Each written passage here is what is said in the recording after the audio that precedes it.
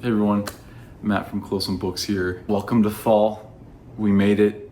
My personal favorite season. It was a long summer, but we made it to fall. Yeah, I hope you all have been doing well these past couple weeks. I got out of work a little early today. I submitted a manuscript I've been working on for the past year or so for publication, and kind of a reach journal, a journal maybe I don't have a ton of confidence of being accepted into, but it just feels good to be done and to have submitted it. And once I do something like a big, I guess milestone like this, like submit a manuscript or, finish some writing, I try to take the day off early and relax for the rest of the day. So I finished up work early today, and as a result, I have time to make a video for everyone. So I'm excited. Today I'm going to talk to you all about my TBR, my to be read, the books I'm planning to read for the rest of the year, which the year is winding down, which is just, it's a little scary. Just how fast things have been moving. It feels like I blinked and I've been in Tennessee for a year. When your phone gives you those like 1 year ago memories, and I click on them and it's like a picture of like this apartment. I'm like, oh my God, I've been here for over a year. Really, really crazy. Enough of that tangent. I wanted to talk about the books I've been planning to read for the rest of the year. This year has been such a great reading year. I've read some amazing books. I've read more books already this year than I have last year, like throughout the entirety of last year, even though I feel like I've had less time to read. And I think I have like a really great couple of books lined up for the end of the year. Of course, I'm not going to get to all of them. This is more of just like, here's a possible list of books I'm going to get to. That being said, I'm excited for all of them. They're going to be presented in like the most likely to be read to, if I have time, order, if that makes sense to you all. So let's get into it. Well, actually, before we get into it, let me talk about the books. I've actually finished 3 books since the last time I saw you, which is, I know for this channel that's a lot. I finished three books since the last time we spoke. One being 10th of December by George Saunders, 2 being Light in August by William Faulkner, and 3 Drive Your Plow Over the Bones of the Dead by Olga Tokarczuk, I believe is how you say her last name. This is not the video where I break them down and analyze them for you. What I can say is I do recommend them all, especially 10th of December and Light in August. I think these books were like damn near masterpieces. This was such a surprising book for me. I actually think I might like it a little bit more than Lincoln and the Bardo, which I told you all was one of my favorite books so far this year. I mean, this book blew me away. Again, George Saunders, empathy, optimism, like doomed optimism. It just strikes the perfect chord for me. And of course, Light in August by William Faulkner. I mean, Faulkner's never let me down. This book is no exception. I mean, just the more I think about this book, there's more layers I discover, more themes I discover that I can peel back, and it's just very rewarding, very satisfying, an intensely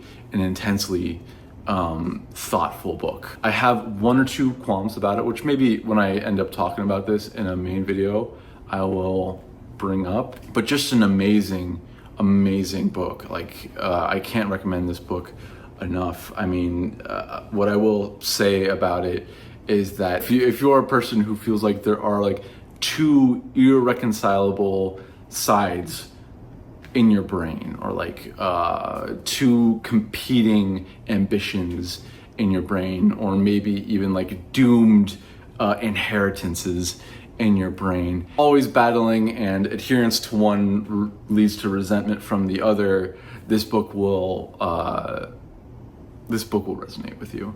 An amazing book.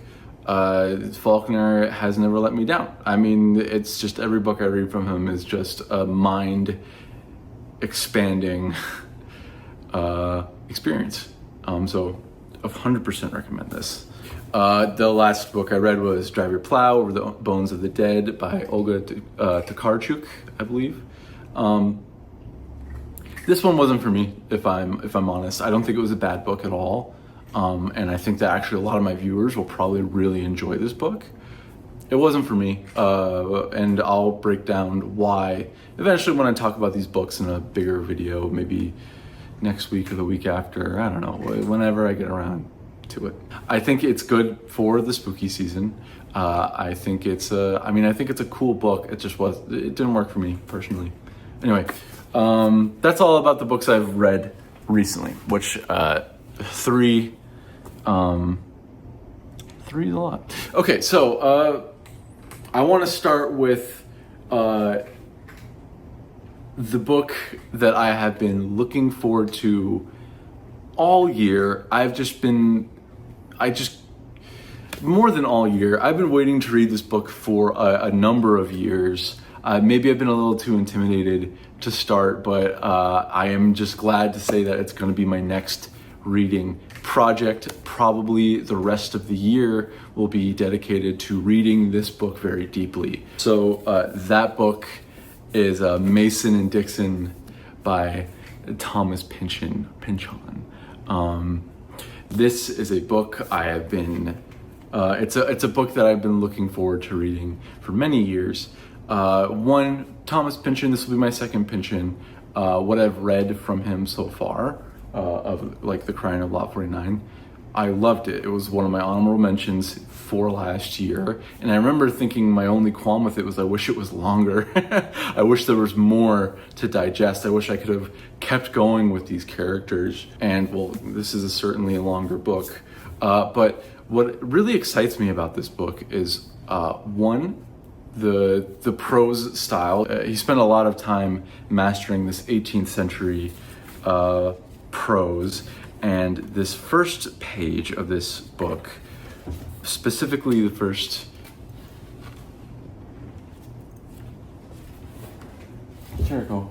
There's like a hole in the bottom of this chair that my cat likes to climb up in and like make and just be a nuisance. That's what he's doing right now. The first page of this book, particularly the first paragraph, I have reread in this book I think like over 10 times. I read it to my partner last night. That's how excited I am for it. Snowballs have flown their arcs, starred the sides of outbuildings as of cousins, carried hats away into the brisk wind off Delaware. The sleds are brought in and the runnings carefully dried and greased. Shoes deposited in the back hall, a stockinged-foot descent made upon the great kitchen in a purposeful dither since morning, punctuated by the ringing lids of various boilers and stewing pots, fragrant with pie spices, peeled fruits, suet, heated sugar, the children having all upon the fly, among rhythmic slaps of the batter and spoon, coaxed and stolen what they might, proceed, as upon each afternoon all the snowy advent, to a comfortable room at the rear of the house, years since given over to their carefree assaults. God, it's gorgeous, right? It's beautiful. And you get this really vivid picture of like a comfortable, snowy, end of the year, like cottage type situation, you know? So just that vivid imagery I'm so looking forward to in these Pynchon like long, elaborate, extravagant sentences. I just can't wait. I feel like the whole year has been leading up to this book, and I just can't wait. I'm reading this with my cousin who is, of course, we do our buddy reads of all the like intimidating books we've always wanted to get to. This is our last one of the year, and I'm very excited for it. What I'm also really excited for with this book is it's like a story about a friendship, and what a lot of people say is that it's a very heartwarming book. And with The Crying of Lot 49, even though it's a book about paranoia and anxiety, I found the end of that book to be surprisingly heartwarming, surprisingly tender, So yeah, I mean, Mason and Dixon by Thomas Pynchon. I'm starting it on Sunday, and I'm going to be spending a long Sunday with some coffee, just savoring these pages. Okay, so that's the book I'm reading next. I should talk about the book I'm reading now. I just started this last night. I don't know anything about this book. Yeah, I don't know anything about this book. I found it at Strand Bookstore in New York City. It was on sale, and it is an Archipelago book. An Archipelago, I don't think I've ever read an Archipelago book that I didn't like, so I trust them, you know? And it is a Guardian Angel Recalls by Willem Hermans, I believe is how you say it. Willem Frederick Hermans. It's translated from the Dutch by David Colmer. And it is, I don't really know much about it. I'm only about 40 pages into it now, and you know, with these Archipelago pages, they're very small, big text, nice. I actually find them quite, here comes Jericho. Yes, happy October. Here's my black cat to celebrate. But I find these to be a quite enjoyable reading experience, just physically. Please don't go up there. Thank you.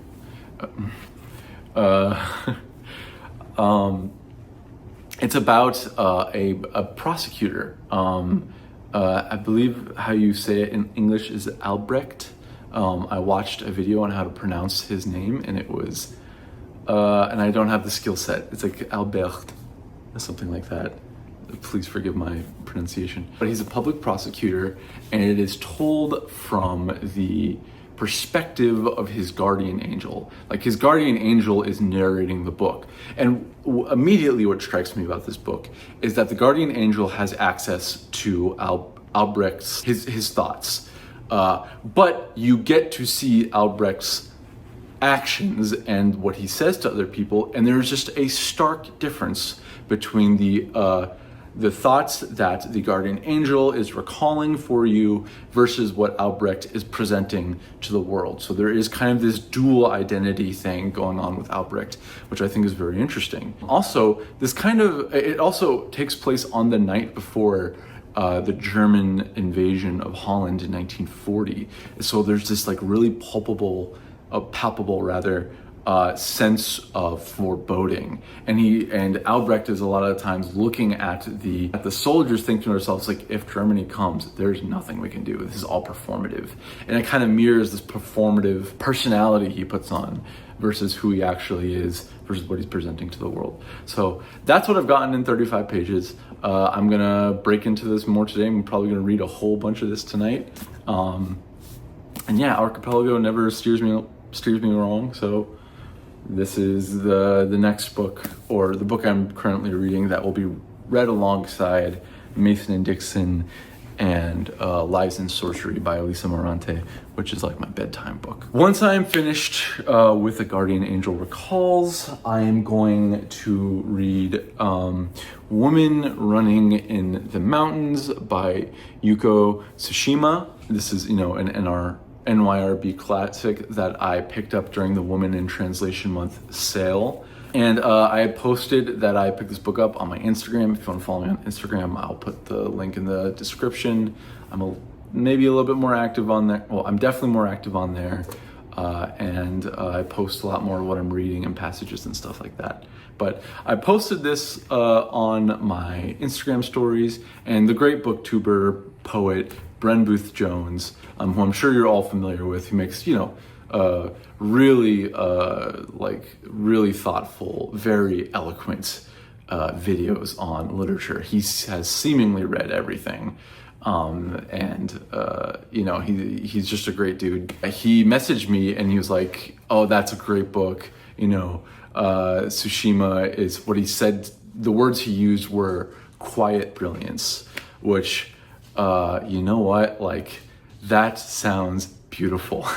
Quiet brilliance. When I think of like a quiet, thoughtful book, I start to think of like these last couple months of the year when things move more slowly, when things are more quiet, you're spending more time indoors, you're drinking more hot drinks like tea and coffee. And I've already started reading this a little bit, and I mean, he hit the nail on the head with this one. I want to read the first couple of sentences. I know I read a whole bunch out of Mason and Dixon, but I really think that there is a very alluring quality to this writing that very gracefully, I don't know if you heard the cat squeak, very gracefully, very seductively draws you in. And let me just read those first couple sentences to you. The main character, by the way, is pregnant, which is, you'll understand in a little bit. The pain was like a voice calling Takiko's name in her sleep. It was Takiko as a small child who was being called, but soon the voice would go away.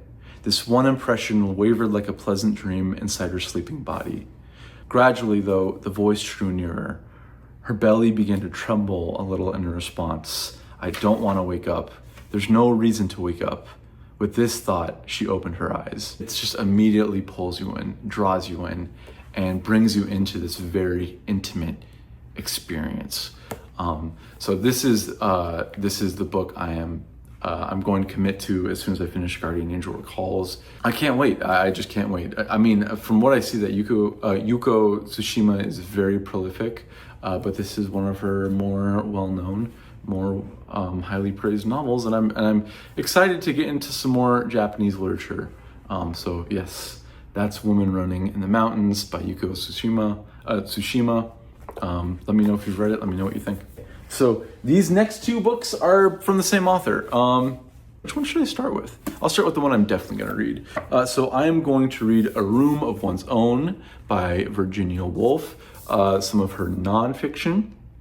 You guys know I read To the Lighthouse earlier this year, which I have to say, and I know it's like kind of a meme when people say this, but I have to say that is a perfect book. Like, that novel is completely I mean, that's not a hot take, right? Like, To the Lighthouse is like one of those perennial all-time classics.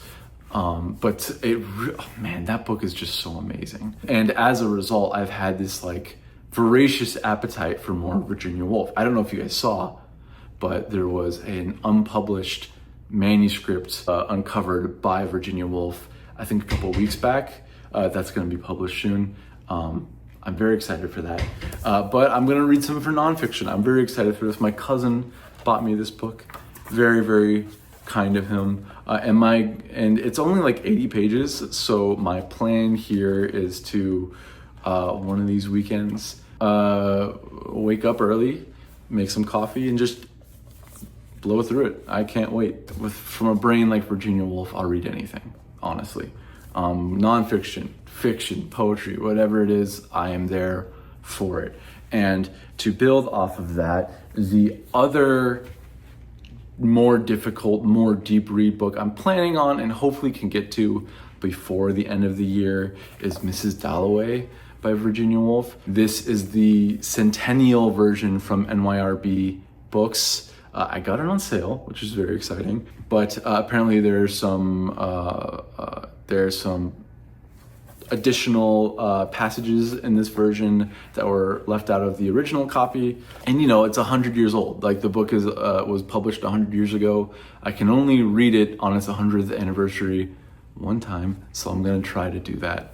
To the Lighthouse was one of my favorite books this year so far, partly because of its experimental kind of stream of consciousness style, where it kind of floats through the air and kind of very seamlessly, very naturally transmits from one person's mind to the next in this really like mind-blowing way. The more I have reflected on it, the more unbelievable it is to me how natural she made it seem to, to transmit from one person's brain to the next without much of a sharp transition. And it kind of like, it makes me realize like how similar people are, how people struggle with the same kind of internal like dialogue, internal like torture basically, and just it's one of those things that brings people together even though everyone feels so isolated.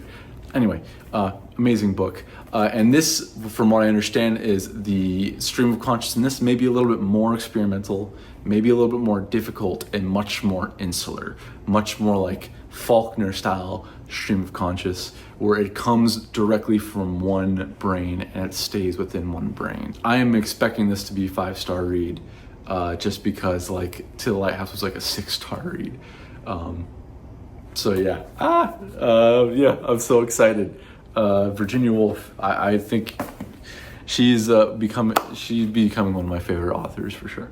So now this book I'm gonna say here is the last book that I'll say I am 100% going to get through this year. That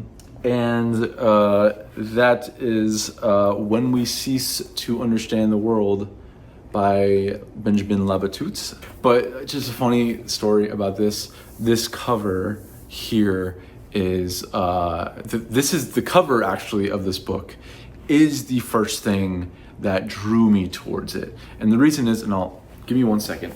So the reason why this cover drew me in to this book is because it is these are pyramidal neurons, and it is a very famous illustration from maybe the most important neuroanatomist of all time, and certainly the most famous neuroanatomist of all time, Santiago Ramon y Cajal. He is one of my, if not my biggest hero in neuroscience. And yes, I'm a neuroanatomist, so it hits a little bit more close to home, where he's the one who really sold and coined the neuron doctrine. The doctrine that your brain is made of individual cells that are connected through transmission, not this big ganglion of interconnected, like a spider web of cells. In these drawings, what he did was with Golgi staining, which was a new method at the time, he would stain a brain with this Golgi stain, and he would draw the neurons out. He would get in his microscope and he would draw them out. And that's how we learned a lot about the structure of neurons. Just an incredible mind for research. Just an incredible person, a huge hero of mine. And I have this book of all of his illustrations. I guess I flip through this book at least a couple times a week. I find this book to be incredibly inspiring for my day-to-day life. When I am working on research and I'm in the weeds with the literature and I'm writing and I'm running out of steam, I will look through this book and it gets me inspired all over again. I mean, some of these, this on the front is probably his most famous drawing. It's a Purkinje neuron in the cerebellum. But let me see if I can find like a good pyramidal neuron. Pyramidal neurons are my favorite, as you can tell. Okay, yeah. This is awesome. Here's some pyramidal neurons in the cortex. Look at those. Aren't these just so beautiful? The fact that this was like drawn by one person after like looking at these stains of the human brain. Well, I don't think this was in the human brain, but looking at these stains in the brain and just like frontiers of neuroscience that have not really been breached in a long time, or breached to this level in a long time. Just so inspiring. Anyway, that's about the cover of the book. Let me tell you about the actual book itself after I put this away. Okay, bub, I gotta sit down. I don't wanna, okay. Anyway, first off, I have heard this name. This was a finalist for the National Book Award, but the name was really, really sold to me from To Readers It May Concern, where he covered The Maniac by Labatut. And this is a little bit different, where this is, I think it's more about the intersection between like science, math, arts, and like atrocities that happen throughout the world.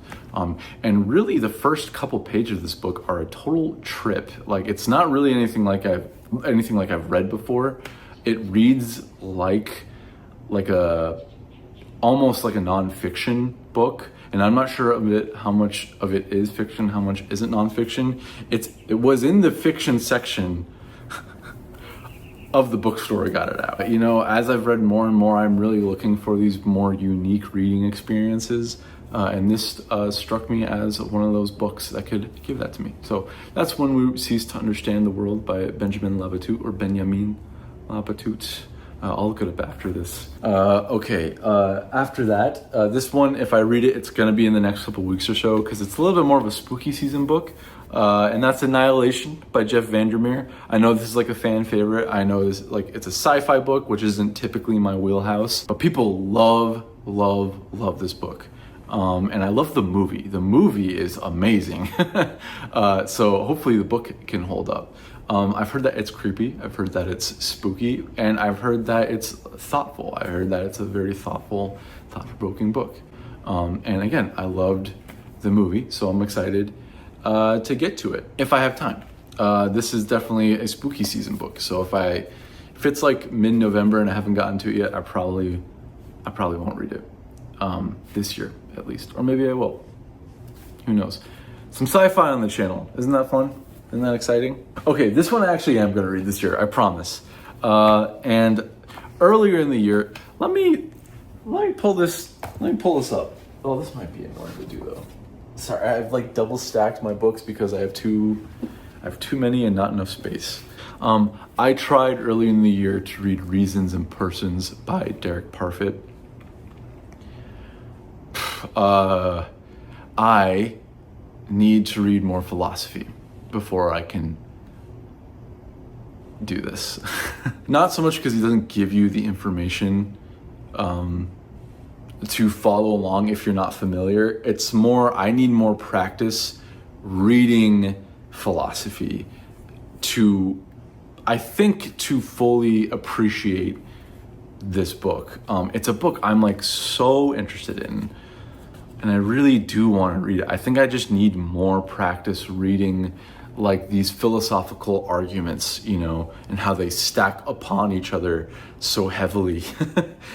So I'm starting from base zero. I'm starting from scratch. So I'm going to start with 5 dialogues. I'm thinking about doing like a philosophy mat kind of series of videos where I kind of read through a bunch of the baseline important philosophical texts, because philosophy has been much more interesting to me in my old age. So I picked this up at a used bookstore. I think it was like $2. And I'm gonna get started with this one. It's like 80 pages, really quick. I'm gonna read this. I'm gonna read the Nicomachean Ethics after that, because ethics is really what is interesting to me, or what draws me towards philosophy. And yeah, so I will read this year, and maybe I'll make a video on it or not. Like my little philosophy mat episode 1, starting with Plato. So I'm gonna read 5 dialogues. I'm gonna read the Nicomachean, I hope I'm saying that right, Ethics after that.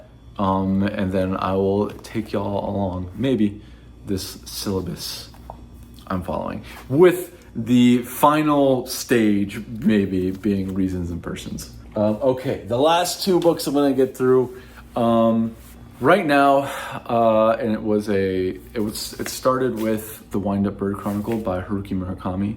I've been doing a nighttime book, so a book that I wind down with in the evening, like around 9 p.m. I get in bed, and if my head's still tossing and turning, I'm still stressed about work, I will pick up a book and I will read it until I get sleepy, and then I'll fall asleep thinking about the book. Right now, that book for me is Lies and Sorcery by Elisa Morante, which I talked about in the last video, which I am loving, by the way. That book is so good. It's a perfect nighttime read. It's not difficult to read, but it's very dense with thought, so it gives you plenty to think about before you fall asleep. Anyway, the next nighttime read I do when I finish with that book is probably, and shout out to Brock from The Active Mind. He's been selling me on this book for a while, but I'm going to read My Struggle by Knausgaard, and I have the cool Archipelago version. I found the first 2 books of this series, of the Archipelago editions, at a used bookstore by my house. So that was real exciting. But it's kind of like it's a good reflection. It's like a reflection of Karl Knausgaard's life, and that's interesting. It's a good nighttime read. Thoughtful stuff that is not the prose isn't too difficult to wrap your head around, is like exactly what I'm looking for. If I like it, maybe I'll go through the whole 6-part series. And I want it to always be these archipelago editions because I think they're so cool. Like the hardcover square books, so cool. This is like bro lit to the extreme, from what I understand. So shout out to the bros. And the last one, I totally forgot to mention, I'm buddy reading Dubliners by James Joyce. I don't have it yet. I'm picking it up. I've ordered it at my local bookstore. They have it for me. I have to pick it up tomorrow. I'm probably also pick up the new Thomas Pynchon book, just so I can say I have a first edition copy of it. I'm going to start reading Dubliners by James Joyce tomorrow. I'm buddy reading it with, again, Thanatoid Reads on Instagram. I'll put his stuff up here. He's also starting a new big buddy read initiative where he's reading small publishers' books. It's a really cool project he's putting together, so join that if you want. I'll put a link to that in the description as well. But yeah, we read 10th of December together. We both really loved it. I really enjoyed the conversations I had with him about it. So we're gonna do another short story collection, which is Dubliners by James Joyce. It'll be my first James Joyce I've ever read, so I'm excited. That being said, I have been much more into short story collections lately, and so once I have finished with Dubliners, I think I'm going to break into brief interviews with hideous men by David Foster Wallace. I am missing David Foster Wallace's writing since finishing Infinite Jest last year. I love his writing style. It's very like neurotic, and to me there's a lot of solace in it because there's people yelling outside. I find a lot of solace in that writing because as someone who's scatterbrained, obsessive, maybe low-key obsessive and neurotic, reading literature like that calms me down. It makes me feel like there's other people in the world who are like that, which is cool. Full disclosure, I have read some of the stories in here already, but I would like to maybe read 1 or 2 short stories a week when I finish Dubliners. That's brief interviews with hideous men. That's all the books I'm planning to read for this year. Again, you guys know my reading speed. I'm not gonna read them all. It's just not possible. But I'm gonna try. I'm gonna try to get to as many of them as possible. And if you have read any of these books, let me know what you think. I would love to hear your thoughts. And yeah, I don't think I have much more to say. I think that's it. I hope you all enjoy your Octobers. I hope you enjoy your autumns. I'm wearing this big ass sweater. It's way too fucking hot out to be wearing this sweater, but I need to convince myself that it's fall anyway. So anyway, I'll talk to you guys soon. Bye.